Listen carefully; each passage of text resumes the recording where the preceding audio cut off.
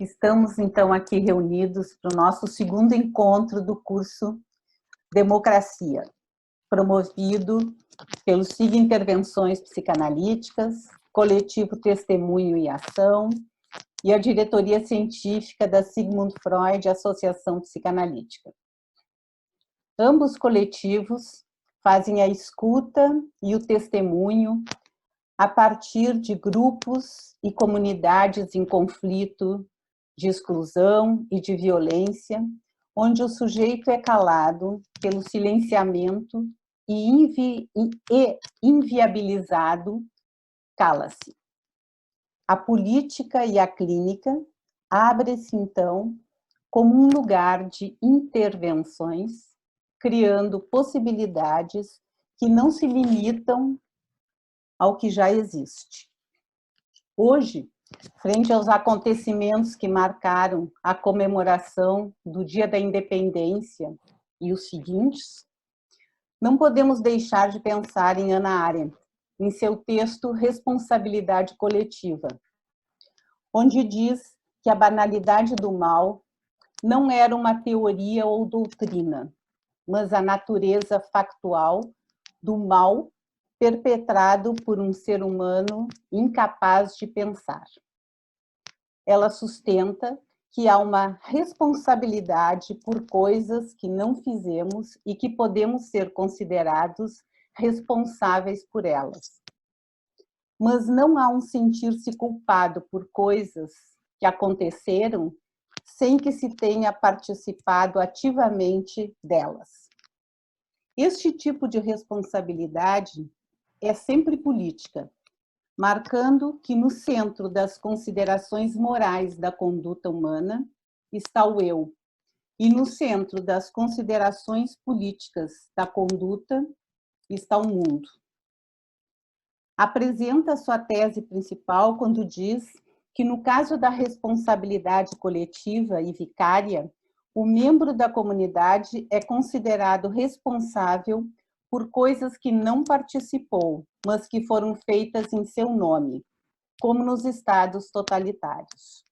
Ou o contrário, os cidadãos não participarem por optarem por aproveitar a sua liberdade de escolha. Lidamos, então, com a participação como cumplicidade em atividades criminosas e a não participação por decisão. E temos uma terceira forma, que é em países livres, em que a não participação é uma forma de resistência, recusa essencialmente política. O que está em consideração não é o eu, mas o destino da nação e a sua conduta com outras nações no mundo. Esse é o preço que pagamos pelo fato de levarmos nossa vida não só conosco mesmo, mas entre nossos semelhantes. E de que a faculdade de ação, que afinal é a faculdade de política por excelência, só pode ser tornada real numa das múltiplas formas de comunidade humana. Este curso é uma decisão como forma de resistência. Assim, vamos tratar hoje de ações no campo da educação e da saúde, a partir da fala de nossos queridos convidados, a quem agradecemos por estarem dispostos a compartilhar conosco de suas experiências e da resistência. Alexandre Coste Pandolfo, professor, escritor e artista, doutor em letras pela PUC, pós-doutor em letras na UFPEL e pós-doutor em literatura pela UFSC. Membro do coletivo Testemunho e Ação da SIG e analista em formação na POA. O título de sua fala será A Experiência Democrática e Antidemocrática, a Sala de Aula e as Ruas. Depois ouviremos a Sandra Fagundes, que eu vou então apresentar quando o Alexandre concluir a fala, E nós vamos trabalhar, então, entre 20 e 30 minutos com a fala do Alexandre, depois com a fala da Sandra, e a gente vai reservar as perguntas para o final da fala de ambos. Teremos mais ou menos 1 hora de debate. Então, com a palavra o Alexandre, depois a Sandra. Muito bem-vindos aqui e que tenhamos uma boa noite de discussão. Obrigada. Muito obrigado, Bárbara. Boa noite a todas e todos, especialmente Bárbara, Eurema e Marilena, pelo convite que me endereçaram a estar aqui com todos e todos. Gostaria de saudar também especialmente a Sandra, quem eu ainda não conheço pessoalmente, mas essa é uma excelente ocasião para iniciarmos esse nosso conhecimento recíproco, que eu espero que possamos levar daqui para frente, não só no mundo virtual, mas especialmente no mundo real. Eu vou compartilhar minha tela aqui, eu fiz o ensaio dessa leitura e ele ficou antes dos 30 minutos. Eu vou compartilhar a tela com vocês.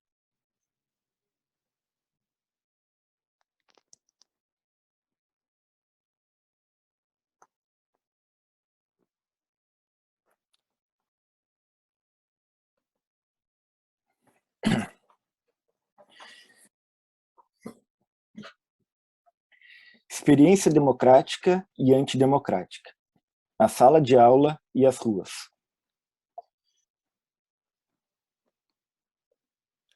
Eu, Alexandre Costa Pandolfo, formado em Direito, transformado em professor, escritor e artista, psicanalista em formação, transdisciplinar. Hoje, 9 de setembro de 2021, 2 dias depois do quê? Será que acabou mesmo? Me pergunto, ecoando o samba de Douglas Germano e Aldir Blanc, Vale a Couto, de 2019. Será que acabou mesmo? Eu gostaria de apresentar algumas pequenas imagens, fragmentadas, entretecidas, textualizadas, imiscuídas a corpos infinitos de linguagens, corpos de memórias, ecos de vozes emudecidas ou ainda não, ecos de ainda não, gritando, girando, movimentando-se em torno de 2 outras grandes imagens, como numa constelação, com estrelas menores e 2 enormes. Então, eu apenas preciso apontar para esses 2 sóis, deixar que as suas luzes incinerem o presente ausente do infinitivo em que vivemos. Essa apresentação não começa, porém, com essas 2 imagens, de fato provenientes de 2 acontecimentos, na verdade 3 acontecimentos, 2 deles tão próximos um do outro, que se confundem numa possível figura impossível, espelho do comum. Antes disso, chovia cântaros em Floripa, em 2017, um temporal daqueles, revolvendo tudo e mais além. As profundezas do mar, a extensão da areia das praias, deixando rastros.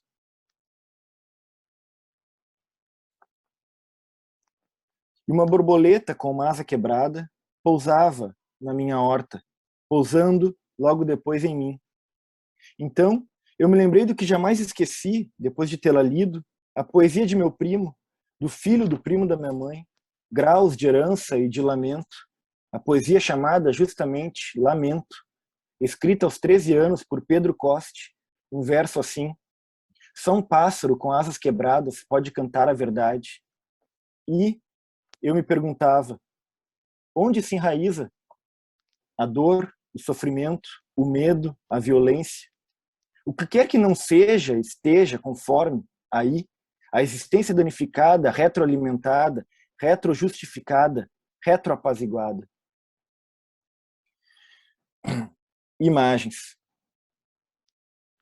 Alguém arrancou parte de um cartaz. São vários cartazes, corpos rasgados de linguagem. Outrem, dorme no chão úmido, gelado. Atrás lemos exceder, rasgado ou estado de exceção. Na frente lemos negra consciência. Ops. E seus travesseiros são sacos de lixo ou bagagens. Cheios de quê? Outra imagem.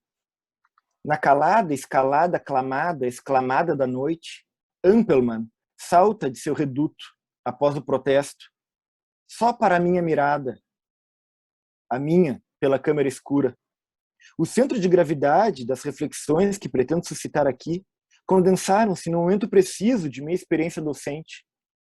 Passados mais de 10 anos de exercício dessa ocupação, momento a partir do qual um acontecimento crítico em sala de aula me pareceu exigir, com urgência, a montagem de uma espécie de acervo de ideias e conceitos, publicados num ensaio na revista Espaço Acadêmico, nesse ano de 21, com a intenção de melhor entender os sentidos e talvez o sem sentido do estudo na formação de bacharéis em Direito no Brasil. Procurei articular coisas que não necessariamente interessam repetir aqui, passando por conceitos e temas filosóficos, jurídicos e psicanalíticos.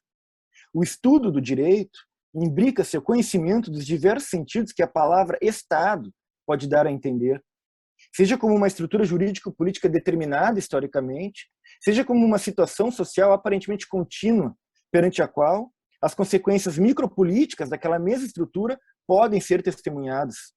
Um estado de coisas, intensificando a gravidade da anestesia da consciência da debilidade, anestesia sob a qual padecemos enquanto sociedade. Então, um dos acontecimentos a qual me referi anteriormente se deu um ano após as eleições presidenciais de 2018, no Brasil, em sala de aula, no extremo sul do país, uma instituição privada que recém-inaugurava sua faculdade de Direito, lecionando concomitantemente as disciplinas de Filosofia do Direito e Metodologia do Estudo.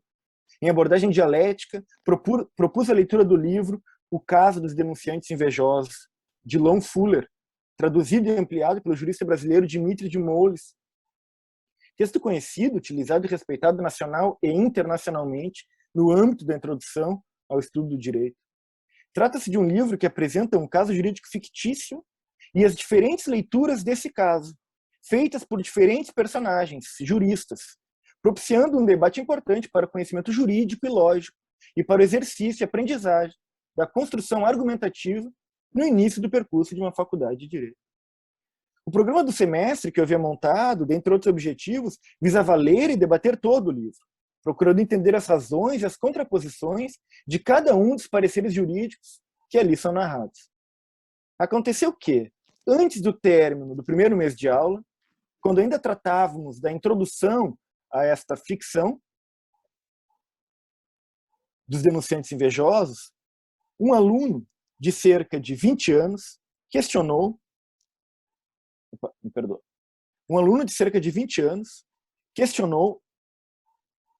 se o tema do livro tinha relação com o que no Brasil foi tratado pela Comissão Nacional da Verdade, comissão que procurou esclarecer os usos e abusos da violência de Estado nos períodos das ditaduras civis militares no nosso país, no século XX, desde Getúlio Vargas até a Operação Condor.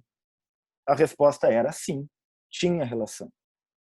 Apesar de ser um caso fictício, escrito por um jurista estadunidense, a temática se aproximava muito de diversas ocasiões históricas, as quais poderiam ser encontradas não apenas na história das Américas, mas também de alguns países da África, da Ásia ou da Europa. A resposta afirmativa à pertinente pergunta daquele aluno causou um grande movimento de inquietação corporal e espiritual na ocasião. A turma, formada por muitos alunos provenientes da Academia de Polícia Militar do Estado, sendo alguns aposentados e outros tantos na ativa, nesse momento, não soube conter as suas ânsias bárbaras. O que presenciei e testemunhei, então, foi um ato de grupo, não meramente individual. Dezenas de alunos se revolveram em suas cadeiras, levantando as mãos, esbugalhando ou tensionando os olhos e as testas, alguns gritando, dizendo que a tal comissão era uma fraude, que a ditadura e a tortura no Brasil eram e são justificadas, que aquela aula estava sendo ideológica, que direitos humanos são para humanos direitos, etc. Todas aquelas opiniões mais canalhas, grosseiras, esdrúxulas, que encontramos circulando nas redes de conversas virtuais reais, oficiais, e que são a base de governo da política das fake news no Brasil e no mundo. A sala de aula naquela noite, talvez a turma até o fim, parecia de modo inescapável haver perdido o rumo. Estava difícil lidar e confrontar aqueles ânimos atrozes de uma espécie de horda, de uma civilização perdida, como poderia ter dito Freud. Por mais que eu procurasse escutar e fazê-los refletir sobre argumentos e fatos, avolumavam-se os tons da violência discursiva. Então, quase ao término do horário da aula, em meio às linguagens das barbaridades generalizadas, um aluno de cerca de 60 anos levantou a mão e disse: agora, imagina se aquele negrão tivesse continuado presidente dos Estados Unidos. Quantos imigrantes não estariam lá, então? Tendo dito essa frase, referindo ao ex-presidente dos Estados Unidos, eu o interrompi, já sem nenhum recato ou pudor, lhe disse: racismo, aqui não. Eu não admito isso. Ríspido, sem oportunidade para oferecer tempo para maiores atrocidades. Aí estava o início de uma espécie de virada de jogo perdido de antemão. Então, uma dezena de alunos saiu em defesa daquele que cometera o crime de racismo, dizendo que não havia sido bem assim o sentido racista da frase racista, justificando e defendendo o colega racista. Após isso, do fundo da sala levantou-se uma das poucas alunas negras, uma policial, que estava fardada, armada, pois havia vindo para a aula diretamente do serviço. Ela disse: eu também não admito racismo. E, ainda de pé, ofereceu aos colegas inúmeros argumentos para entender o que estava acontecendo, praticamente encerrando a aula com as conclusões óbvias sobre o que havia se passado. Após o término do encontro, já tarde da noite, depois que todos foram embora, eu procurava entender, abismado, o que de fato havia acontecido. Eu havia experienciado uma imersão no abismo do momento histórico em que vivemos. Ainda que não conseguisse verbalizar ou conscientizar isso de imediato, por que e como um debate sobre um livro que trata ficcionalmente de ditadura e violência de Estado transcorre para o exercício de grupo da violência racista e xenofóbica? Quais as linhas de conexão? Por que e como as justificativas para a violência ditatorial transcorrem para as justificativas de exercício da violência racial e xenofóbica? Os nexos que entrelaçam ambas as formas de violência são justamente aquilo que o ensino, que é a crise do estabelecido, não pode se furtar a procurar entender. O que for trazido à tona, talvez inconscientemente, é, de forma exata, o que precisa hoje, como sempre, ser inadiavelmente estudado. O que veio de forma absolutamente lógica, sem querer querendo, sem saber sabendo, são nada menos do que as espécies de razões da barbárie. As razões da atrocidade expostas sem meios termos, numa sala de aula. Isso não é a exceção. O desejo de violência contra outrem, a sevícia contra outrem. Mas quero chamar a atenção para o fato de que o sentido crítico e radical daquela aula foi defendido, por assim dizer, resgatado por uma mulher negra e policial. Que o fato dela ser policial teria quase tudo para permitir-lhe anestesiar essa condição de mulher negra. Contudo, isso não a anestesiou. Essa mulher negra, policial e estudante soube encontrar as vias pelas quais toda aquela turma poderia tentar escapar da barbárie. Apresentou essas vias com argumentos, vias que não foram percebidas, entendidas, ou mesmo percorridas, senão quase isoladamente.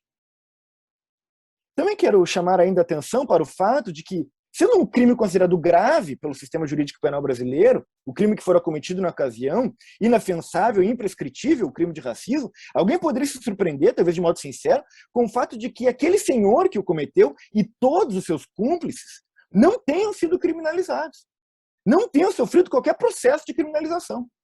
Pergunto-me, há no Brasil oligárquico e paupérrimo em que vivemos alguém que poderia se surpreender com o fato de que, e não obstante mais de uma dezena de policiais ali presentes, os quais diariamente e ali mesmo, na cena, são propagadores da defesa social, da criminalização em massa e do populismo punitivo, que nenhum tenha dado voz de prisão ao criminoso?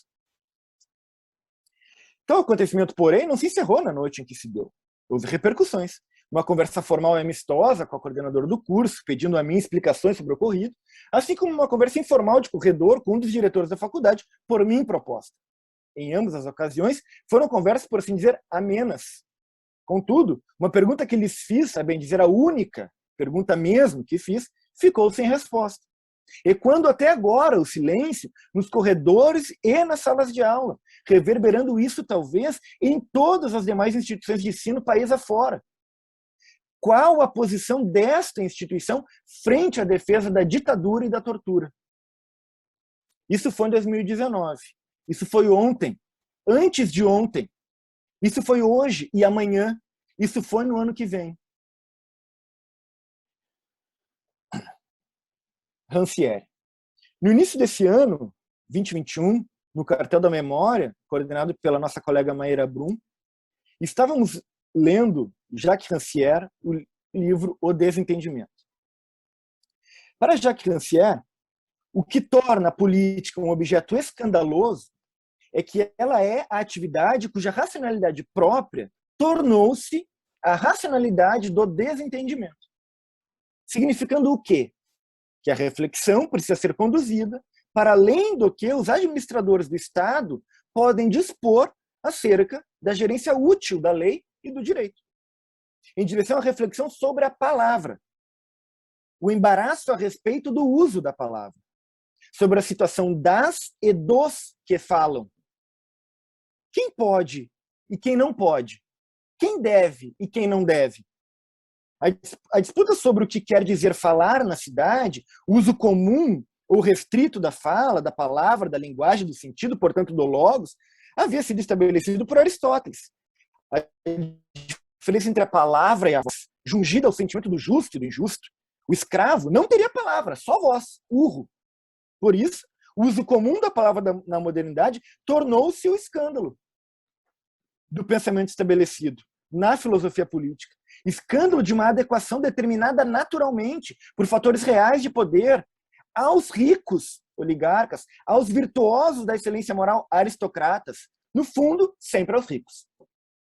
Há um desequilíbrio secreto, diz Rancière.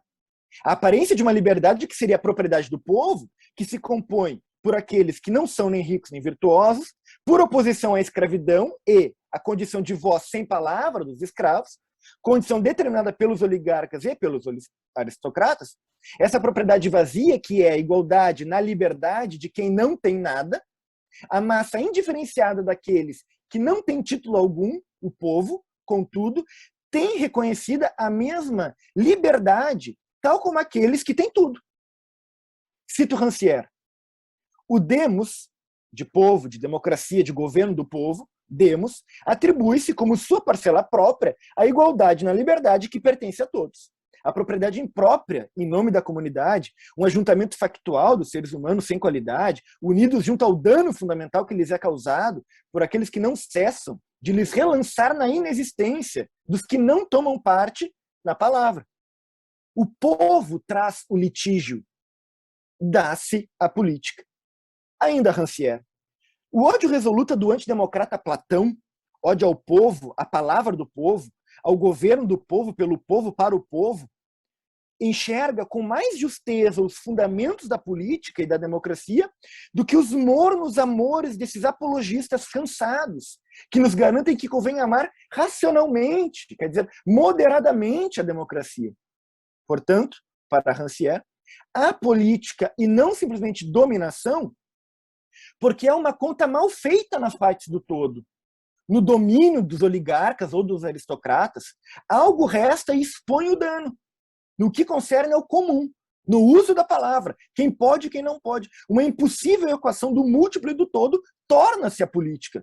O exercício da palavra e da decisão e da reflexão sobre uma diferença qualitativa acerca da liberdade existente e inexistente. Isso produz essa equação impossível, que interrompem a ordem natural da dominação.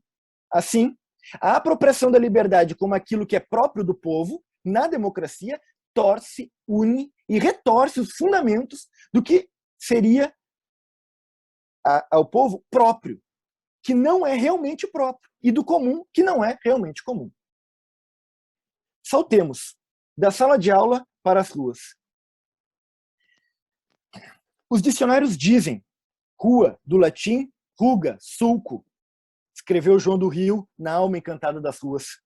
Escrevia ele ainda, ironizando, espaço entre as casas e as povoações, por onde se anda e passeia, citando Domingos Vieira, as ordenações, estradas na rua prúvicas, antiguamente usadas, cabedais que correm continuamente de todo o tempo, pero que uso assim das estradas e ruas prúvicas. E segue. Seguindo João do Rio. A obscuridade da gramática e da lei. Os dicionários são só considerados fontes fáceis de completo saber pelos que nunca os folhearam. Abri o primeiro, abri o segundo, abri 10, 20 enciclopédias, manuseei em fólios especiais de curiosidade. A rua era, para eles, apenas um alinhado de fachadas, por onde se anda nas povoações. Porque, para João do Rio, a rua é a transformadora das línguas. Ele diz, os Cândido de Figueiredo do universo estafam-se em juntar regrinhas para enclausurar expressões, mas os prosadores bradam contra os Cândido. A rua continua, matando substantivos, transformando a significação dos termos, impondo aos dicionários as palavras que inventa, criando o calão que é o patrimônio clássico dos léxons futuros.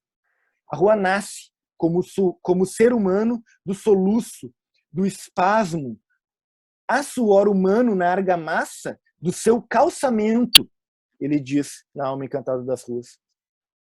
Parto daí, pois, para outros dois acontecimentos que, como disse, se conjugam, se miscuem. 2017, em Porto Alegre, estávamos Robertson Rosa e eu colando cartazes nas ruas. Um trabalho conjunto que envolvia dois projetos de arte e intervenção poética urbana, o Carimbando, que criamos juntos, e Ficção Violência, que eu já vinha realizando sozinho. Uma das frases mais fortes desse segundo projeto era e é... Desculpem, eu esqueci de passar por esse slide. Era e é exceder o estado de exceção. Uma frase complexa, dialética, imagética, inevidente, difícil, que conturba o pensamento e o andar, ao mesmo tempo apaziguados e acelerados dos passantes do dia a dia. Partindo da oitava tese sobre o conceito de história de Walter Benjamin, essa frase procura precipitar jogos de linguagem, misturando-se palavra e imagem às ruas das cidades tardias. A utilização técnica e tática do lambe-lambe como arte urbana ocupa um espaço crucial na geografia e na arquitetura, experiência atravessada substancialmente pela pluralidade de linguagens que se cruzam, arte de rua, formadora de imagens que são já ruínas. Desde tensões, colagens, fragmentos e montagens transitórias, o trabalho de intervenção com letras, palavras, sentidos e enigmas procurou e procura exceder a pecha meramente comunicativa de utilização da linguagem na contemporaneidade, tratando de apontar para o potencial expressivo do exercício da crítica social e da palavra.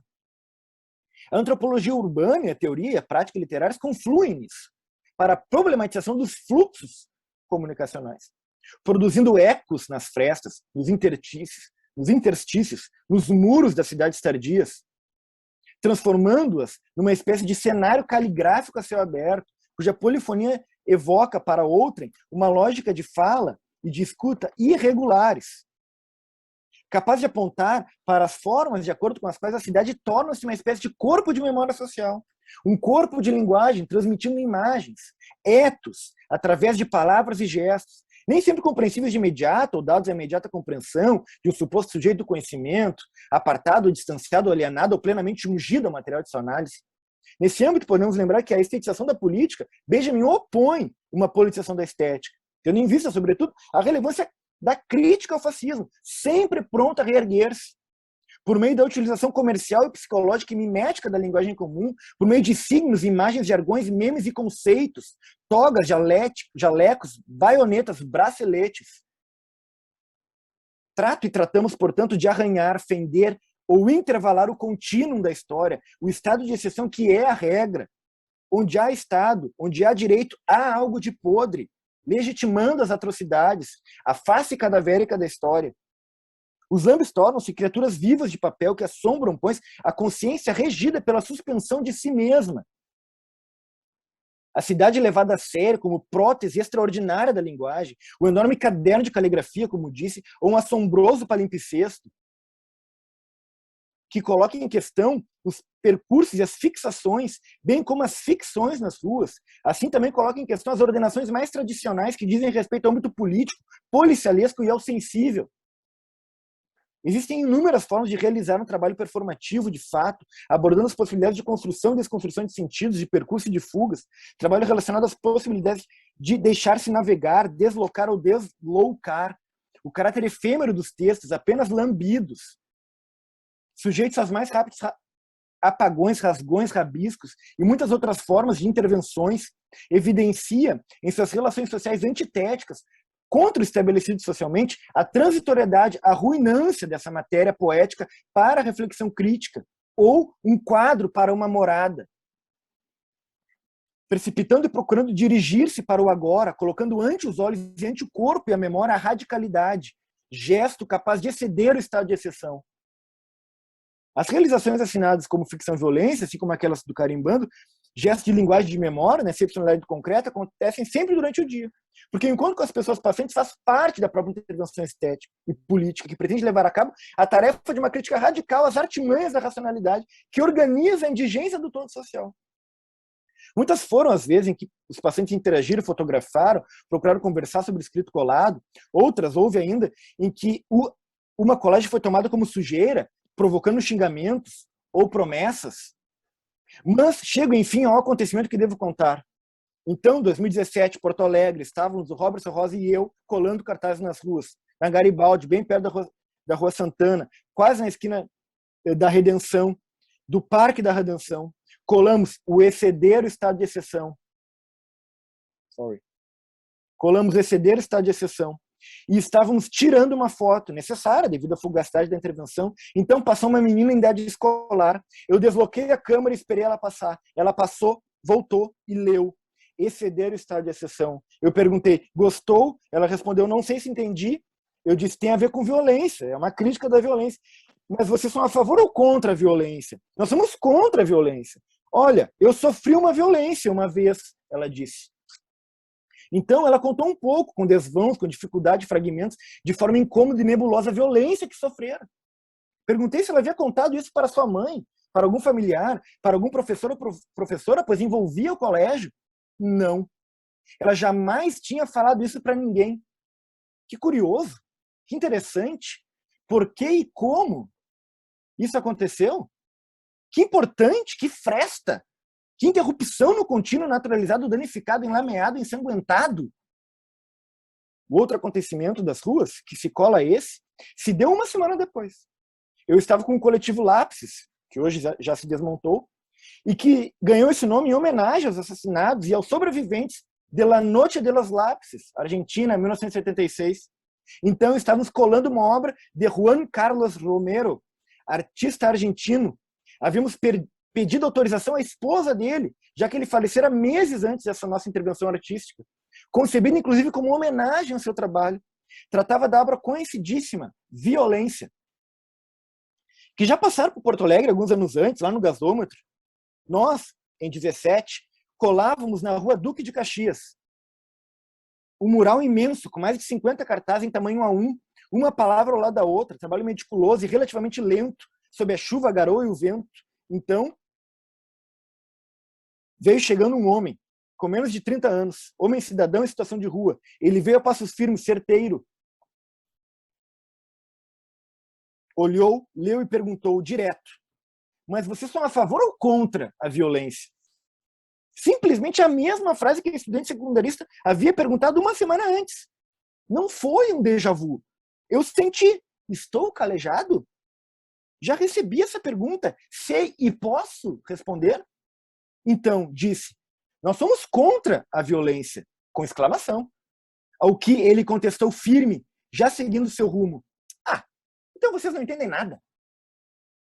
Aí disparou o meu coração.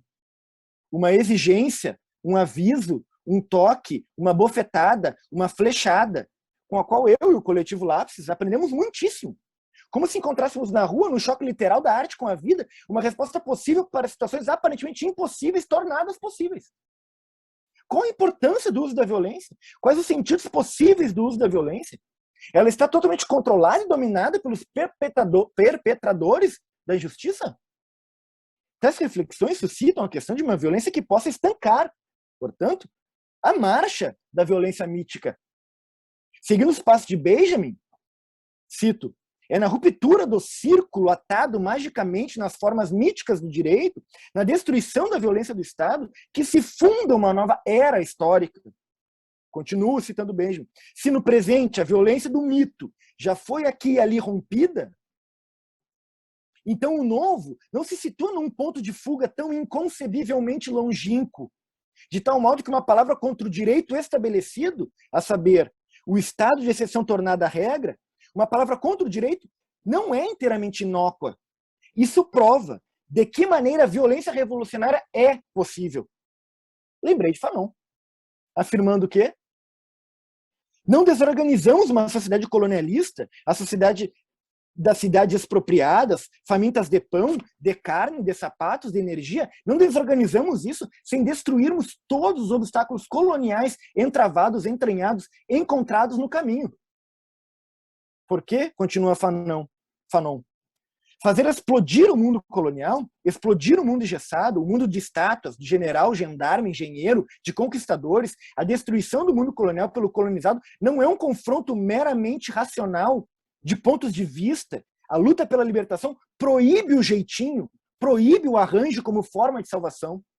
Existe uma transformação radical, afirmou Fanon. O que o povo exige é que se ponha tudo em comum, a terra e o pão, e os usos da linguagem, eu acrescento. Corpos e mais corpos de sentimentos. Para isso, o povo precipita-se na sublevação, joga-se, lança-se e rompe na sublevação. Porque o caminho lógico para entender como as construções colonialistas ocorrem, ainda hoje sucedem, também para destruí-las é, outro sim, um caminho de linguagem, afirmou Fanon.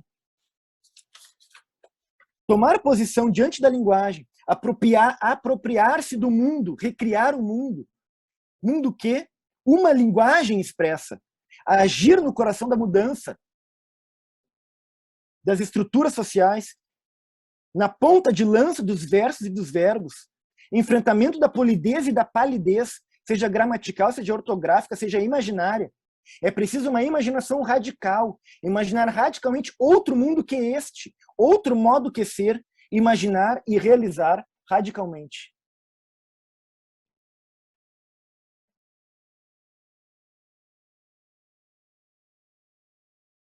Muito obrigado.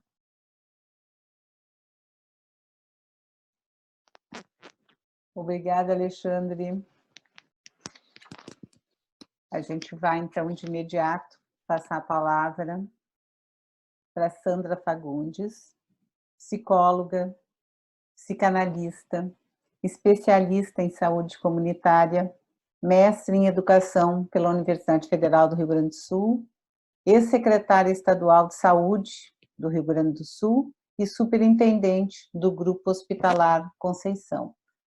A fala da Sandra chama-se Experiências Democratizantes no SUS, Coletivos Singulares. Palavra contigo, Sandra. Oi, boa noite a todos, a todas, a todos. Agradecer muito o convite e, de novo, em especial a Bárbara, a Ema, a Marilena, e estar nessa companhia do Alexandre. E, aliás, eu me sinto muito bem acompanhada, estou nesse diálogo desde a outra aula, né, do Daniel, e por isso que eu fui modificando também a minha fala. Eu estou em diálogos aqui com o Daniel e agora eu estou em poesias e alas aqui com o Alexandre. Então, vamos ver como é que a gente vai processando e vamos conversando, né, sobre esses temas. Muito bom, Alexandre, né? Mexe com as tripas da gente, né, esse assunto. Esse modo como tu fala e me embala, né, de um modo encarnado para continuar a conversa. Então, que eu fiquei pensando dos coletivos singulares a partir das experiências já citadas em parte pela Bárbara na trajetória na construção de políticas públicas, em especial na área da saúde mental. E o tema é contexto e situação de processo de democratização e de antidemocrático. Então, do jeito que eu falo, então, acho que tem dois contextos. Primeiro, que eu queria situar vocês e dizer que os assuntos, o tema que eu for falar, também vai se referir a um contexto democratizante dos anos 80, início de 2000 e a atualidade.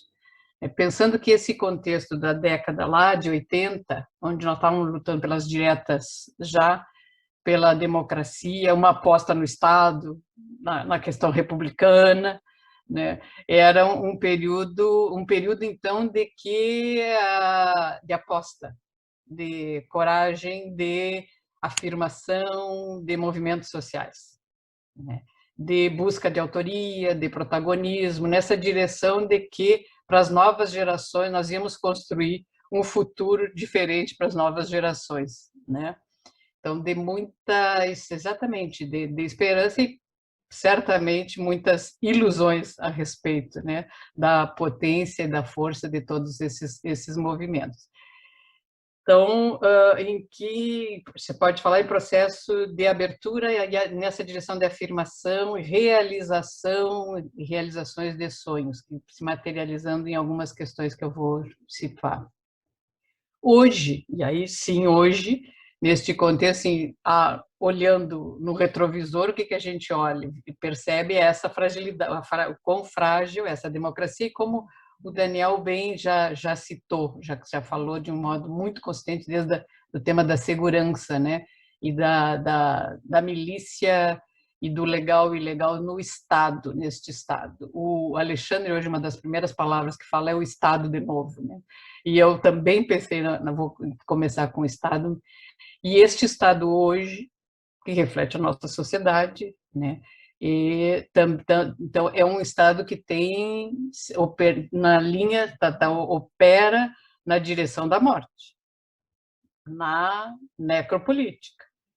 Então, no braço da força, do uso da força, da tortura, e por isso que para nós é tão doloroso, difícil, né, olhar nos olhos, como eu digo, nós temos que olhar nos olhos da crueldade, do que é, olha, e eu digo que a categoria que a gente trabalhava na década de 80 era o tema da exclusão, lutando, então, nós lutando para inclusão, né, da não participação para uma participação. Que tipo de participação, né? E hoje, o que nós nos defrontamos no mundo, mas muito particularmente aqui singularmente, né, no nosso país, que é com extermínio. Não se trata de exclusão, se trata de extermínio. Então, existem parcelas da população que, sim, não precisam existir. Não são só invisibilizadas, né? Elas são exterminadas. Então, não são pequenas, não é pequeno o desafio, e é neste quadro, então, assim, que se aposta de que é de não existência, e, portanto, nenhum interesse e até um trabalho ativo de não participação e de silenciamento, como é que se constrói essa resistência hoje, ou essa possibilidade de reinvenções, né? Se existem, e também as nossas angústias, dizer assim, indagações, né, atuais. Mas, então, a partir desses dois contextos, a década de 80, de democratização, construção e aposta na participação, na exclusão, da exclusão para a inclusão, na aposta de possibilidades de outro modo de viver, e o de hoje, onde o ar fica rarefeito em todos os níveis, no material, no real, no concreto e no subjetivo, né? Bom, nesta década, esses coletivos, então, qual a aposta? Uma referência, né, que eu sempre me reporto e que serviu para, naquela época e continua hoje vigente, possível para pensar, vem lá do Mário Testa com pensamento estratégico, que nos fala de um postulado de coerência.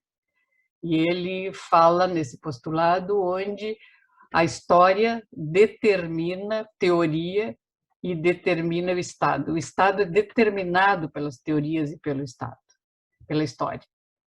Então, hoje, o que nós estamos fazendo hoje, né? E mais do que nunca, a partir dos anos 2000, mas mais do que nunca agora, nós precisamos revisitar a história. E temos reafirmado quanto se deixou de fazer, né? em relação aos direitos humanos, em relação à memória e para não repetir, né? Quanto se concedeu o tema da brutal negação, e hoje um dos nossos problemas é o negacionismo, mas a total negação histórica do modo da questão do escravagismo no Brasil, o lugar dos negros, a brutal desigualdade e a questão do patriarcado e o machismo e o lugar das mulheres e a questão de gênero. Então, assim, nós precisamos revisitar a história, refazer teorias a respeito disso. Então, quando se fala em aquilombar, se fala em pedagogia da encruzilhada, é porque está se revisitando a história e repensando a história para teorizar. Quando se fala em epistemicídio hoje, né? Porque de fato, foram conhecimentos que foram negados e foram suicidados, tentados apagados ou silenciados, para repensar o Estado. E aí entender de que Estado, então, se estava disputando e falando do que se tratava. E o quanto pouco se mexeu neste Estado, nesse período de democratização, né? O Daniel foi brilhante na questão de o quanto o exército se manteve hegemônico na teoria da segurança, e quando se responsabilizou, legitimado nesse processo da Constituição de 88. Isso, então, assim, bom, esse Estado reflete o que é a nossa sociedade, quem as classes, quem eram os atores que ocupavam o poder, a ponto de ocupar os espaços de Estado. E aí a democracia liberal e a democracia frágil que nós temos, onde o próprio Estado manteve a exclusão das pessoas e a desigualdade. Então, muitos dos nossos. E aí, um certo... Claro que ele não é desigual, né? Rugas, frestas, naquela Constituição, dialogando com o Daniel, né? Que foi chamada de cidadã, para lembrar vocês, as forças de esquerda, e o PT particularmente, não aceitaram aquela Constituição, não assinaram a Constituição, e foram condenados por isso, quando não quiseram assinar o texto que ficou pronto da Constituição. Só que isso também se apagou, né? E virou a Constituição Cidadã. De todos os capítulos do Estado, particularmente os do social e da área da saúde, ele é à frente, ele é à frente da própria Constituição e do Estado. Então, e é reconhecido, o Sistema Único de Saúde foi construído e tem o capítulo, são quatro artigos que modificam completamente a questão da saúde e exigem outro Estado para sustentar o Sistema Único de Saúde que não estava presente na Constituição. E essa foi sempre uma contradição até hoje e uma disputa permanente nessa tal de construção do Sistema Único de Saúde. Então, estava lembrando. E quais foram... O Sistema Único de Saúde foi ancorado, assim, que atores sociais que ancoraram foram nos movimentos sociais. Os movimentos sociais de base. Então, o texto constitucional lá, do Sistema Único de Saúde, foi baseado em movimentos sociais, oriundos da igreja, dos sindicatos, dos movimentos populares de saúde. Tem registro sobre isso. E aí, só em 88, um texto baseado, estruturado, na 8ª Conferência Nacional de Saúde, em 86. Então, a Constituição foi 88. 86, numa conferência que era a 8ª, mas foi a primeira popular de fato. As 7 outras conferências, então, para pegar um coletivo singular, né? As 7 outras conferências tinham, no máximo, 150, 200. Para esta, esperavam 300 pessoas. Sabe quantas pessoas foram para Brasília em 86? 6.000 pessoas. Tiveram que abrir um estádio para participação. E quem foi um presidente dessa conferência? O Sérgio Aroca. E o nome e as discussões dessa conferência era Saúde é Democracia. Nós nunca mais reproduzimos isso. A gente lembra, tem registrado, mas mesmo em 16, que era 8 mais 8, a conferência, a 16ª conferência, não ousou dizer saúde é democracia. Nas falas nós vamos encontrar muito, mas no título está saúde e democracia. Pegando as palavras aí, Alexandre. Então, assim, de saúde é democracia em 86, que depois serviu de base para o texto constitucional, na 16ª, que foi em 2000, não vou saber exatamente, 2014, mais ou menos, 12, 15, o ano, não vou saber o ano exatamente, mas a 16ª foi nesse período 2015, deve ter sido 2015, o tema era democracia, saúde e democracia. E o que se discutiu naquela conferência? Mudando o conceito de saúde, transitando do saúde ausência de doença para saúde determinada pelas condições de vida. Assume essa questão. Que hoje, popularmente, ou entre nós, a gente fala de saúde, conceito de saúde ampliado. Então, a saúde é determinada, não vem do próprio setor de saúde a produção de saúde. Isso também já está provado lá desde a década de 70. Os serviços de saúde, nós aqui nos consideramos trabalhadores de saúde, no máximo nós contribuímos com 30% quando produzimos saúde, para a saúde das pessoas. 70% da nossa saúde vem de outros setores, do lazer, do trabalho, da moradia, da mobilidade dos lugares que nós ocupamos, da arte, da cultura, como é a nossa vida. Isso determina a nossa saúde. Então, muda o conceito ali, e está na Constituição. Depois diz, olha, e essa é a grande revolução na direção da cidadania, que é toda a pessoa, todo brasileiro, a saúde é direito de todos, e dever do Estado. Então, só em 88. Então, até então, não se tinha percebido, ou isso estava naturalizado, de que saúde era direito de alguns. Era direito de quem trabalhava, de quem pagava, setor privado, ou de quem participava de alguma, tinha carteira assinada, então nitidamente era mantida a saúde, ou era fornecido serviço de saúde para manter o trabalhador para trabalhar, a mão de obra para trabalhar, e a massa de reserva para trabalhar, naquela lógica capitalista. Quem então tinha trabalho, tinha direito à saúde. Quem não tinha trabalho, e era uma grande parte da população, era considerado indigente. E só tinha acesso a serviços de saúde por misericórdia, até 88. Então, propõe o Sistema Único de Saúde e coloca como uma das suas diretrizes, e dos seus princípios, a participação. Então, tem a descentralização, tem a integralidade e tem a participação. Está no texto constitucional a participação. E qual participação? Essa é a questão. Uma da terminologia é uma participação democratizante, ou seja, é de fato descentralizar o poder, não só responsabilidades. E para quem? Então, saúde não é muito cara em relação de valor, de muito valor, não de financeiro monetário, é de muito valor para ficar na mão só dos profissionais de saúde. Então, diz, a saúde é do povo, a saúde é das pessoas. Portanto, quem tem que decidir sobre onde vai os recursos, quais são as prioridades e como organizar o sistema é a população. Como? E aí propõe um dos coletivos, desses coletivos são as conferências, então, reafirma as conferências de saúde nacionais, estaduais, nas 3 esferas, e municipais como lugar de deliberar a política.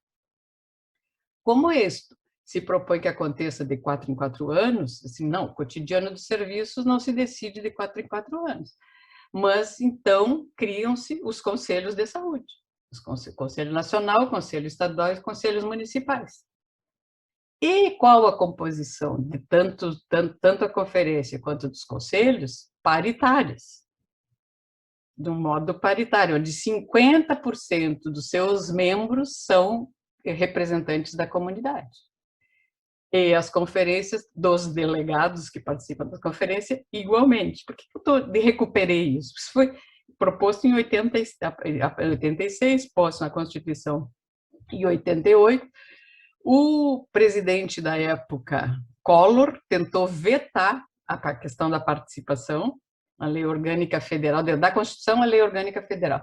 Na Lei Orgânica Federal, onde falava da participação comunitária e popular, foi vetado integralmente isso. Teve tal movimento, isso foi em agosto, setembro. Em dezembro, tanto que hoje a gente junta as duas leis, em dezembro já tinha sido reposto a participação das conferências e do Conselho com esta formulação de 50% e 50%, né? Porque havia uma força popular, movimento popular, que garantisse isso. Quais as consequências? E quais as consequências disso? É uma permanente disputa por este espaço, de legitimar como efetivamente um espaço de deliberação da saúde, das políticas de saúde. Quem foram contra esse tipo de proposta? Categorias profissionais, particularmente os médicos. Desde o início foram insatisfeitos. E essa oposição, por que eu digo isso? Porque se não estava claro no início, em 86, 88, está muito evidente, está evidenciado hoje. Onde estão hoje essa categoria profissional, quem que defesa que fez. Quando eu fui secretária municipal de saúde de Porto Alegre, eu escutei de uma liderança sindical me dizendo, não, com vocês não tem, enquanto vocês estiverem no governo, não adianta, se vocês só tirando do governo. Então, quando nós estávamos discutindo saúde, questões de saúde. Então, quem perdeu o poder, sabe quem é que estava insatisfeito? Quem perdeu o poder? Todos aqueles que já eram agentes, já eram atores sociais, já abriam agenda de Estado, não precisavam do conselho nem da conferência, estavam perdendo poder e privilégio. Então, foram contra. Então, uma das categorias profissionais, os médicos. Outra setor, o setor empresarial, que lucra com a saúde, tanto hospitalar quanto de medicamento, laboratórios, todos que não precisam de uma instância de deliberação como conselho e conferência, para tomar decisões, se eles podiam sentar com quem já deliberava, né? Em geral, no nosso modo centralizador, com o secretário, com o prefeito, com o governador secretário ou com o ministro e presidente. Porque que história é essa agora de discutir recursos, ou para onde vão, ou prestar contas? E essa disputa teve presente desde o início e se acirrou ao longo dos anos, e muito particularmente a ponto de o governo Temer, então pós-golpe, né, misógino, o pós-golpe, a tirada da Dilma, o governo Temer, uma das coisas que faz é querer extinguir os conselhos e esvaziar os conselhos. Não conseguiu. O seguinte eleito, o Bolsonaro, a primeira coisa que faz é tentar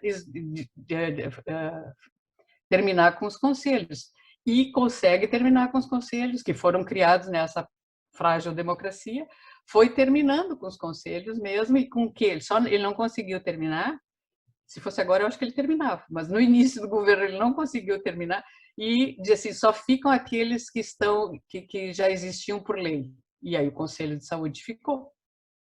Depois eles queriam interferir na escolha da coordenação do Conselho Nacional de Saúde, que inicialmente era o ministro. Nós, do Movimento Social e Trabalhadores de Saúde, que lutamos para que quem fosse gestor não fosse o coordenador do Conselho Nacional de Saúde, porque ele ia ter função de fiscalizar e executar, justamente para separar. Felizmente, pelo movimento social, se conseguiu, e hoje uma das lideranças na área da saúde, que é possível e tem voz, é o presidente do Conselho Nacional de Saúde, que é oriundo do movimento social por moradia. E ele é uma referência, o primeiro que soltou uma nota a partir das falas de 7 de setembro foi o presidente do Conselho Nacional de Saúde, na área da saúde, repudiando veementemente o retrocesso da democracia. Então, por que estou dizendo isso? Que com todos os problemas, foram se criando novos atores sociais, sim, na área da saúde, a partir das políticas públicas. Eu estou falando especificamente da área da saúde. Um deles são os conselheiros. Sim, a população foi modificando seu lugar social e de lugar. Nas decisões da política de saúde, os conselheiros de saúde, né? E com toda burocratização, dificuldade, todos os problemas que existem nos conselhos, são um ator social importante que não pode ser ignorado. Se tentou tirar, esse governo atual tentou tirar dinheiro do conselho, esvaziar o conselho, ameaçar os conselheiros, né? Eles não entendiam que o conselho era vinculado ao ministério, mas não dependia do governo para ocupar o lugar de conselheiro, né? Então, para dizer de uma das apostas como o conselho, os conselhos como lugar de tomar decisão. As secretarias municipais de saúde não existiam no campo do Estado, então, modificando na questão do Estado. Em 1985, as revistas do SEBS, que é uma das referências da saúde coletiva, orientava como criar as secretarias da saúde, porque não existiam secretarias de saúde no município. Hoje, os secretários municipais de saúde são atores, têm assento tripartite, município, Estado e União, para tomar decisão. Se uma das partes não concorda, não pode ser deliberado determinadas políticas, que o Ministério tenta reiteradamente, cada vez mais violentamente, administrar ignorando ou o conselho ou ignorando essa instância tripartítica entre gestores. Por pouco, no que não me diz então muito respeito, que é a política de saúde mental do país, com a proposta da reforma psiquiátrica e a rede de atenção psicossocial, em dezembro do ano passado, dia 1 ou 2 de dezembro, foi anunciado que iam revogar 100 portarias. É 99, tá? Portarias da saúde mental. O dia 4 de dezembro, nós fizemos uma assembleia do movimento social, que começou com 300 pessoas, terminou com 2.000 e no dia seguinte tinha 3.000. E se fez um manifesto com 15.000 pessoas. Então, assim, o que quer dizer desse período todo, né? Com uma proposta de reforma, da reforma psiquiátrica, da luta antimanicomial, que procura resgatar direitos, trabalhar com o sujeito de direito, sujeito de desejo, criar uma rede de atenção psicossocial. Hoje, os usuários têm suas associações, têm suas falas, muitos dos seus lugares de fala. Muito ainda a construir, sim, mas eles continuam sendo as pessoas que puxaram esta frente ampliada de saúde mental. Foi um usuário trans negro de um centro psicossocial que se chama Neuza de Souza Santos, que é uma psicanalista negra, quis tornar-se negra, escreveu sobre tornar-se negro. Então, esta construção também foi frágil, com todos os problemas que nós temos, mas tem novos atores sociais, que são os usuários. Na pandemia, tomaram a iniciativa de criar grupos online para conversar. E em uma das primeiras conversas dos grupos que foram montando, o que eles diziam? Imaginem se nós estivéssemos ainda dentro de um hospício. Então, agora, ainda bem que nós estamos dentro da nossa, temos a nossa casa e podemos ficar dentro da nossa casa. Então, assim, muitos movimentos sociais, nesses coletivos singulares, então, pessoas e populações que estavam invisibilizadas e eram consideradas pessoas sem direitos, foram conquistando os direitos. Qual a dor e da crueldade de hoje? Né? É que sabem que estão em risco, as suas vidas estão em risco. Particularmente, por exemplo, a questão da população de rua. Então, o movimento popular de rua do Brasil foi se constituindo na década de 90 e mais nos anos 2000, 2011 tem a Política Nacional de Saúde da População de Rua. Hoje, o que eles dizem? Eles sabem que aumentaram o número, eles têm uma pauta importante, de moradia, de água para a pandemia, fizeram. Porto Alegre, por exemplo, não aceitou uma proposta que eles tiveram de água para pôr embaixo dos viadutos e eles poderem tomar, numa tecnologia simples. Mas eles ficaram quietos? Não, eles foram atrás. Puseram as águas, as fontes de água, de acesso para a água, em sindicatos, em entidades aliadas. Primeiro bateram no poder público, não tiveram eco, mas igual foram atrás da preservação da sua vida. Hoje, felizmente, do pessoal, ex-morador de rua, criou, nesse tempo pandêmico, como fazer para recriar a vida. Estou falando, então, também de resistências e invenções. Ele criou uma escola virtual de redução de danos, e eu tive o prazer de ser da ancoragem dessa história, sou apoiadora dessa escola. Mas quem fez o programa, quem fez os convites, quem está tocando, quem virou podcast, é ele, entende? É o Anderson Ferreira, que é oriundo e é um dos criadores do Movimento Popular de Rua do Rio Grande do Sul, do Brasil e do Rio Grande do Sul. E ele, o que tem nesse tema? Do que vinculada na raiz e a capilarização, né? O que acontece com essas pessoas que têm essa trajetória da invisibilidade para a vida e para coletivos de sustento? Eles têm a noção do que é solidariedade efetivamente, né? Quando eles falam assim, não é para mim, não é a questão de mérito, da meritocracia, não é de uma questão individual, não é para um se dar melhor. É como é que o outro melhora junto comigo, ou o que a gente faz para a proteção. Então, hoje a população de rua divide o que muitas vezes tem, sem romantizar, mas eles não esquecem a pessoa que está com Covid no hospital e morre. O que acontece? Não é para ficar atirado. Também merece um enterro de despedida, e eles têm o compromisso como parte da vida, né? Eles têm o compromisso ético e solidário em relação à rua. O que uma usuária de saúde mental diz? Agora li o depoimento dela.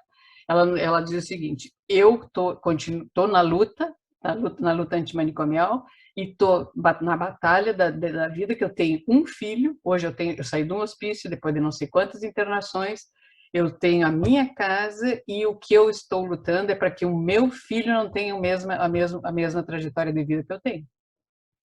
Quer dizer, essa enraizamento e compromisso e força e potência da vida, de que considera a sua história, mantém viva a sua história para não repetir, e o compromisso geracional. Esta potência que nos faz resistir à crueldade do extermínio que nós estamos vivendo hoje. Agora, como nós de fato vamos conseguir trabalhar, e vou terminando, né? Trabalhar com essas pessoas, a ponto de transformar o comum ou numa luta e no coletivo, o que eles nos... Quem viu a Conceição Evaristo segunda-feira, o que nós temos escutado permanentemente das pessoas, né? E das mulheres negras. Esta situação, o estado de exceção, para nós já existe, nós sempre vivemos. Nós nunca tivemos direito, já batiam nas nossas portas, já invadiam as nossas portas, já perfuravam de tiro, já morriam e o livro Olhos d'Água é isso: um morre aos 15, outra morre aos 20, outra tem 4 filhos, um estupro, o outro é de aluguel, etc. Um de lixão, já morava no lixão. Então, e fazer poesia, e o Alexandre faz bem poesia, ainda bem que tu trouxesse o Robson, que é meu amigão, tá? Fiquei feliz da vida com isso. Viu? A gente já se encontrou. E a Conceição maravilhosa consegue transformar essa dor em arte. O que ela chama efetivamente de escrevivência, que nos toca. Agora, como é que este povo que vive isso, e que o Emicida também diz, né, com o dia que as quebradas descerem, ou que a favela descer, né? Assim, então, nós precisamos mais do que nunca tirar a pedra, matar o ontem, o que é a pedra que nós vamos tirar amanhã, como diz Exu. E a Conceição Evaristo, aí eu vou terminar, nos diz o seguinte, né? Ela diz: olha, o espelho de Narciso, ele é individual. Agora, vamos olhar para o espelho do Exu e o espelho da Iemanjá, que o espelho da Iemanjá é coletivo, olha o coletivo e cuida das gerações. E eu ia contar umas experiências, mas não vou esperar. Se vocês querem, me contem, perguntem sobre alguns coletivos e algumas experiências que nós fizemos nas secretarias por onde eu andei, porque a gestão. Mas muito obrigada.